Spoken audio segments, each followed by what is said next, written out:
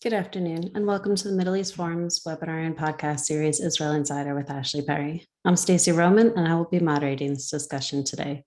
We're pleased to have Mr. Ashley Perry, advisor to the Middle East Forum's Israel office, join us here each week at 3 p.m. Eastern to update us on all the events going on in Israel. This week will be a pre-recorded webinar where Mr. Perry will be giving us a briefing on current Israeli affairs for 15 minutes. We will not be taking audience questions today. And now, with no further ado, I'll play the discussion with Mr. Ashley Perry.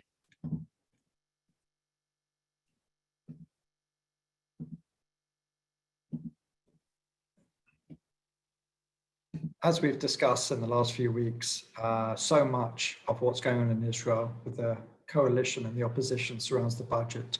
The budget is, as we know, in Israel hasn't been passed for, I believe, three and a half years. And obviously that's an intolerable situation. It has failed governments, the most recent one of Netanyahu, Gantz. And as we know, as we've discussed many times, if a budget isn't passed within a certain amount of time, automatically that moment we start the election process. And we know that if the budget doesn't pass by November, this government, this unity government, this left, right, Arab, centrist, whatever you want to call it, government, the government of unity, will immediately fall and will go to new elections. Obviously, that's something that the opposition craves. They see this as a tremendous opportunity to try and catch a new government with lots of sort of novices in the executive level, to try and catch them out, to try and ensure that they don't have an easy ride, and to try and create gaps and disagreements between all of the disparate parties to ensure that the budget does not pass and that we go to new elections. But what happened at the end of last week, as we discussed last time, is that the budget did, and the arrangements law, which we've discussed, the budget being the sort of hard figures and the arrangements laws being the description of where the money is spent, why it's being spent, et cetera, which is sometimes more important and frequently more controversial, more difficult to pass. But what we did see is on Thursday, the first reading, and remember it's only the first reading of the budget, went up on the Knesset plenum floor. And in the end, it was quite an easy ride for the government. It was 59 to 53 for the budget, 59 to 54 for the arrangements law, or the other way around. Either way, there was a nice comfortable 5 seats. So what does this mean? First of all, it means that one hurdle has been passed, and there were certainly joyous scenes in the Knesset from the coalition and despondency from the opposition. But it's certainly only the first of a few hurdles. But what it does mean is, first of all, this government craves stability. There's no interest at this point, at least, to go for elections. There were some disagreements on budgetary issues, and there were marathon meetings in the finance ministry amongst the leaders of the political parties to try and iron out these issues. Some would say that this budget passing, and if it eventually does, is a great win, certainly for Victor Lieberman. If we look back, a lot of commentators have pointed to the fact that Victor Lieberman was arguably the person who started this process, was the person who left the last functioning Netanyahu government, even though it went on for a little bit more. It was certainly the first blow when he left as defense minister because of what he saw was weakness in the face of Hamas. And then after the first elections, in what most thought would be just a normal right-wing religious government, he was the one who stood his ground on the issue of enlistment for ultra-Orthodox, and to the great surprise of everyone in the country, not least then Prime Minister Netanyahu himself, he stood his ground, and Netanyahu couldn't form a government. Second elections were called, and then the third, and then the fourth. So there's a certain amount of irony that Avigdor Lieberman is primarily the architect as the finance minister for what could see greater stability in this government. As I said, this is going to be a 2-year budget, which means that one of the most contentious issues, and certainly one of the issues that can fell this government, the budget, will be put off the table once they pass this, if they pass this, for 2 years. So this, as I said, is such an important moment in Israeli politics. And there was certainly morale boosting, optimistic from the government's point of view, vote that they were able to pass this. Not a single member of the coalition abstained. There was a couple who weren't able to make it for various reasons, but there were none that abstained, there were none that voted against, and it passed relatively easily. Perhaps most poignant on the night itself was the sight of former Prime Minister Bibi Netanyahu, who had just come back from a 2 to 3 week holiday in Hawaii. Because of that, he had to isolate, but there was a special part of the visitors gallery that was put aside specifically for Netanyahu, and I believe maybe one other MK, but certainly there were some cameras on Netanyahu sitting all on his own, reading an autobiography of former British Prime Minister David Cameron. Some might see clues in there for something. He did get up and make a speech, but it was a speech, an impassioned speech, a speech where he talked about the failures of the government, how it's a terrible budget, but obviously that's his role as the head of the opposition. But it was to an almost empty Knesset. So the sight of the all-powerful Netanyahu speaking to an empty Knesset barely made the news. Of course, they did cover it a little bit, but certainly not the type of attention Netanyahu would have got, certainly in the last 12, 13 years. And then it was followed by a full Knesset with backslapping, with cheers, with clapping, when the first reading of the budget passed. Now, what happens is it will now go to the committee, the finance committee, which is run also by a member of Avigdor Lieberman's party, who is Alex Kushner, who's the head of the finance committee. It will certainly be no easy ride. The arrangements law is, I believe, dozens of pages long, and each part of it has to be voted on, has to be discussed. And the opposition, knowing that it's unlikely that they will have the numbers to stop it, will try at least, delaying it, trying to, slice one or two abstentions here or there, trying to change things that could cause fights between the different parties, because not only are they different on political issues, they're certainly different on economic issues. And we saw that with some of the last minute disagreements. So this isn't done. This isn't a done deal. It's certainly, 15 love, to use a tennis phrase, to the government, but there's another two readings. They usually take place one after the other.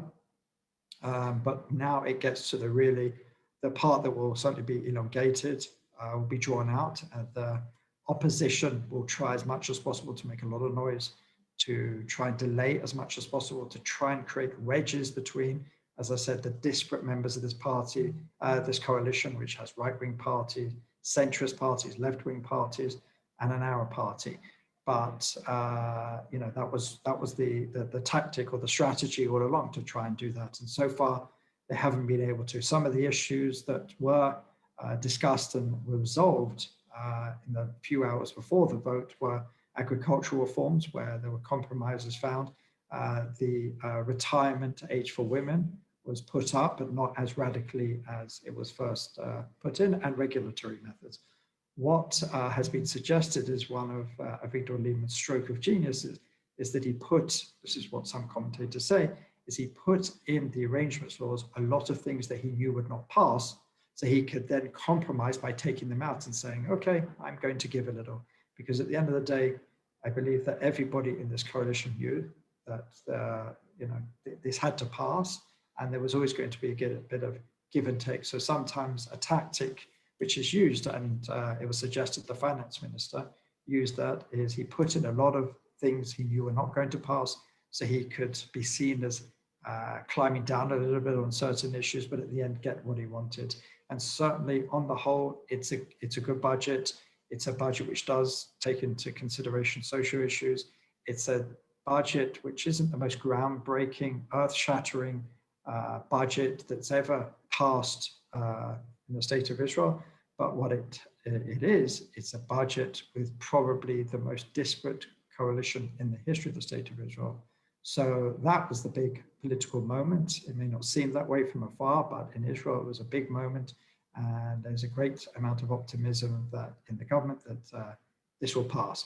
Other issues, we've seen a resurgence to a certain extent of the Palestinian issue. In recent days, there was a meeting of the Jordanian, Egyptian, and Palestinian leaders in Cairo. And now we hear rumors of an attempt by President Sisi of Egypt to start some sort of diplomatic political process with the Palestinians. Now, we've heard before that Prime Minister Naftali Bennett said there will be no political process on his watch.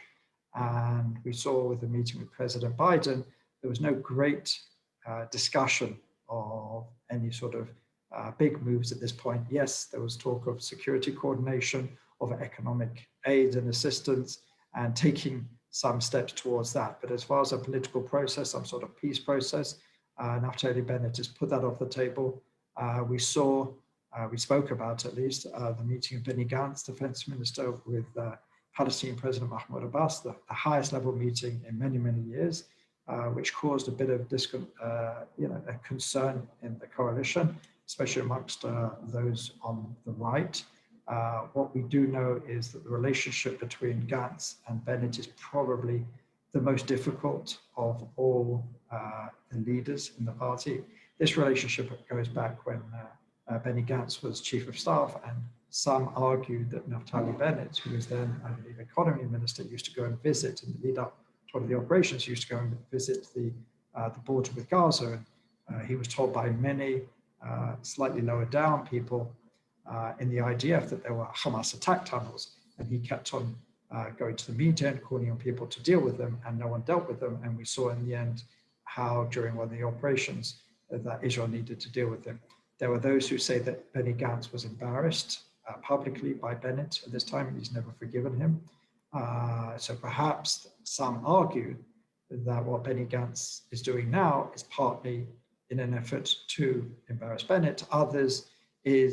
Some even suggest that Benny Gantz wants this government to fail, doesn't, at least wants to leave it on a point of principle, an ideological point, and to show that he stood his ground as a centrist or center-left politician, to differentiate himself between perhaps other centrist parties like Yesh Atid, knowing that he has an offer on the table from Likud, from former Prime Minister Netanyahu, that if he breaks up the government, they can form immediately a government, because we wouldn't have to necessarily go for elections if there was a vote of no confidence, which is far more difficult to topple a government. But if you create an alternate government and you have more than 61, which they would have with Benny Gantz, and Benny Gantz would obviously be put as prime minister and apparently not on rotation, this is the offer made, he would then be prime minister pretty much immediately. So that offer is in the table. There's a lot of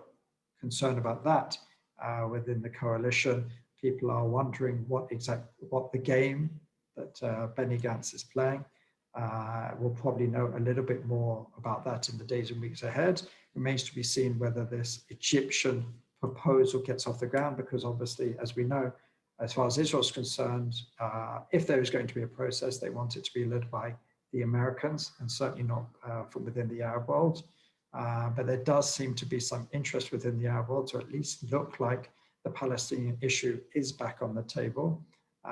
It remains to be seen exactly what the proposal will look like, how serious it is, what are the major players, because we know that Russia and China and others want to try and get involved, want to have their say. But as we know, for Israel, there's only one neutral player who can really push things forward, and that's the Americans, if even there was a government to be able to do it.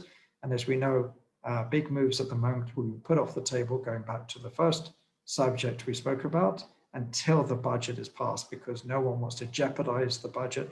Once the budget's passed, there could be a bit more leeway, perhaps in some of the steps that are taken with this government, maybe diplomatically, politically, security-wise, because at the moment, no one wants to take any great steps and upset some of those disparate parties which are opposing on ideological grounds. So it remains to be seen exactly how the Israeli government will react to such a proposal. Naftali Bennett was invited by the chief of Egyptian intelligence to visit Cairo and meet with President Sisi. There's no definitive date for that at the moment, but it will certainly be interesting to see what comes out of that. When you have a president on one side who seems to be interested in moving some sort of process forward with the Palestinians, and an Israeli prime minister who has stated openly that he has no interest at this point in having any meaningful diplomatic or peace negotiations.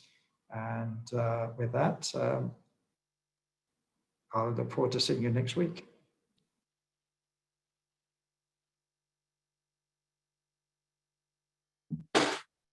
All right, we've come to the close of our webinar and podcast. We will not be taking questions today as this was a pre-recorded webinar. Thank you all for joining us, and I hope you have a great day.